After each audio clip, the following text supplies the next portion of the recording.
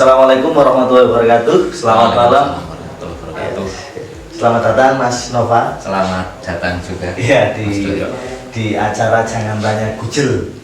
Ya ini dari sahabat-sahabat dimanapun berada. Kali ini saya udah sama salah satu high quality aktivis di dunia Nahdliyin. Bersama saya ada Mas Ahmad Nova.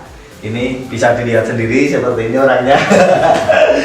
Masih muda, banyak senyum, ya kira-kira apa namanya high quality aktivis lah, dan sudah malang melintang di dunia Nahdliyin. Saat ini ya Mas ada di kontributor dan salah satu penulis di N-Online. Ya, sudah berapa tahun Mas?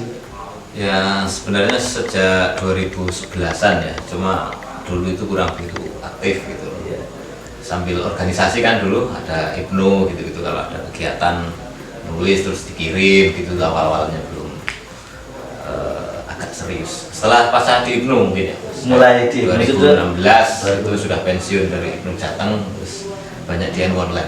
Sudah begitu lumayan intens di N-Online ya. Ya, Kalau sahabat-sahabat sering melihat konten-konten YouTube, video atau beberapa tulisan, banyaklah di online, nanti dicari sendiri. Nah ini yang pertama adalah ada pertanyaan. Selamat siang Ustadz.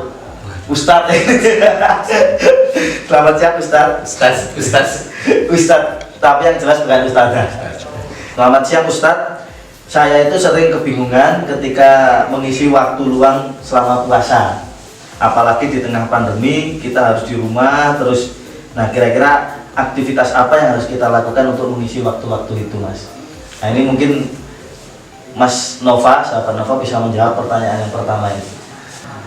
Kalau tuntunannya sih setahu saya kalau Ramadan ya sebaiknya digunakan untuk ibadah ya. Banyak ibadah. Misalnya dalam tuntunannya itu kita disuruh banyak iktikaf. Iktikaf itu berdiam diri di masjid sambil zikir, sholawat dan lain sebagainya. Yang kedua tadarus Al-Qur'an. Kan tadarus Al-Qur'an, kita baca Quran lah, syukur-syukur sak maknanya, tahu artinya. Atau kalau santri itu malah ngaji karena ngaji kitab itu juga bagian dari memahami Al-Quran. Selain itu juga ada qiyamul lail, sholat, itu untuk mengisi. Untuk mengisi. Tapi itu yang jawaban kiai. Itu jawaban kiai. yang nggak kiai.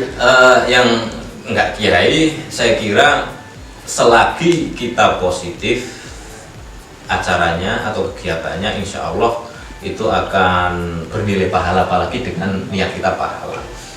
Contoh Ramadan bekerja kan, itu kan secara kita melihat orang itu itu kerja bukan ibadah, tapi kalau niat kita ibadah itu juga bagian dari ibadah, kerja kan, untuk misalnya agar kita tidak meminta-minta ya kan, kerja apalah, jualan itu apa, takjil atau kan, jualan takjil di pinggir-pinggir jalan, atau ya apapun, jualan atau kerja sesuai profesi kita, apalah, nyoteng misalnya bagi Mas Muklas itu kan, jualan komputer. Dia kalau niatnya ibadah, bernilai ibadah kan, karena mencari rezeki itu juga bagian dari ajaran agama, agar kita tidak minta-minta, apalagi untuk anak istri misalnya seperti Mas Doi yang sudah punya anak dan punya istri kan, berbeda dengan bujumu semangatku.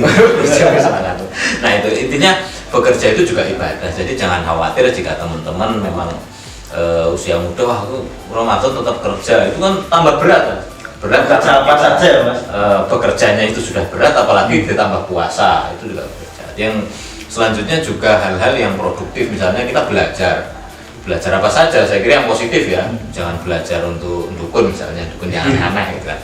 Belajar ilmu pengetahuan, belajar apalah, tutorial tertentu agar kapasitas diri kita itu meningkat, ya kan, baik ilmu agama atau ilmu umum, yang penting belajar ilmu itu juga saya kira produktif sekali. Atau karena ini nuansanya Ramadan ya, belajarnya yang ya agama-agama lah gitu kan, ada ngaji online banyak, ada hal-hal yang lebih kita mendekatkan diri pada Tuhan lah, eman-eman kan. Kalau yang lain-lain mungkin bisa di luar Ramadan ya, terkait skill, pengetahuan yang lain, tapi saya kira alangkah baiknya kalau Ramadan ini ya kita belajarnya lebih kepada hal-hal yang spesifik dalam hal agama gitu, kira-kira seperti itu Mas Karya. Kalau dulu itu kan kita mungkin kurang informasi, tapi ada apa namanya, kalau banyak orang ahli-ahli lah, mungkin Mas Nova juga sering mengisi materi bahwa hari ini kita itu malah justru banjir bandang informasi. Iya. Tentu ketika kita mau nyari info-info di sosial media, di YouTube, dan tadi soal belajar itu, kalau dulu kurang guru, sekarang kebanyakan guru. Nah itu gimana Mas Bro cara? Iya. Nggak apa-apa ini Mas Bro ini. Iya nggak apa-apa. Gimana Ini bukan jaya. cara memilihnya itu gimana? Ya, betul sekali apa yang dikatakan oleh Mas Doi ini, bahwa dulu itu kita informasi nyari.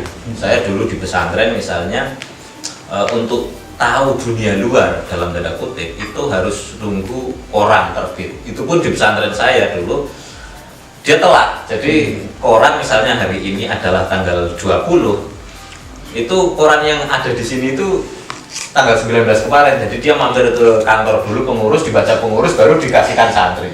Bahkan kadang tidak diupdate gitu loh. Jadi maksudnya koran udah koran lama sampai ke si tangan pembaca informasi itu udah telat beberapa hari sampai ya. Sehari, kadang beberapa hari, kadang sudah seminggu gak diupdate. Nah, tapi seperti itu kita merasa butuh sekali, karena informasi itu apa ya, kita membaca itu kita jadi tahu apa ya, pikiran kita luas. Misalnya kita tahu apa yang terjadi di Afghanistan, di Amerika, di mana-mana, yang kita hidupnya di sekitar pesantren, kamar mandi, masjid dan lain sebagainya, kita jadi tahu. Nah, sehingga informasi itu begitu berharga. Jadi kita yang justru mendatangi informasi. Tetapi berbeda dengan hari ini di era era digital, era medsos, itu justru informasi yang mendatangi kita. Jadi berbagai media apa-apa itu justru yang datang ke timeline kita, ke beranda kita. Nah, cara memilahnya adalah kita yang harus punya proteksi diri.